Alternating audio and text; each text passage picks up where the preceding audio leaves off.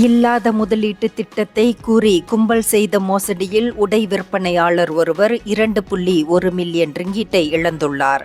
70 வயது மதிக்கத்தக்க அந்த முதியவர் கடந்த மாதம் புலனம் செயலியில் வந்த முதலீட்டு விளம்பரத்தை பார்த்து அதில் இணைய விருப்பம் கொண்டுள்ளார். அவர் பின்னர் அந்த புலனம் கும்பலின் நிர்வாக தரப்பை தொடர்பு கொண்டு அந்த அந்நிய நாட்டு பண முதலீட்டு திட்டம் குறித்து கூடுதல் தகவல் கேட்டுள்ளார். இந்த திட்டத்தில் அதிக லாபம் கிடைக்கப்பெறும் என தெரிவிக்கப்பட்டதை நம்பி அவர் கடந்த மாதம் தொடங்கி இம்மாதம் தொடக்கம் வரையில் பல்வேறு வங்கி கணக்குகளுக்கு மொத்தம் 2.1 மில்லியன் ரிங்கிட் தொகை செலுத்தியுள்ளார் என்று ஜொகூர் மாநில போலீஸ் தலைவர் டத்தோ எம் குமார் தெரிவித்துள்ளார். இதனை அடுத்து தாம் ஏமாற்றப்பட்டதை உணர்ந்த அந்த முதியவர் கடந்த திங்கட்கிழமை போலீசில் புகார் அளித்ததாகவும் குமார் விவரித்தார். இந்தியர்களின் இதய குரல் மக்களோசை.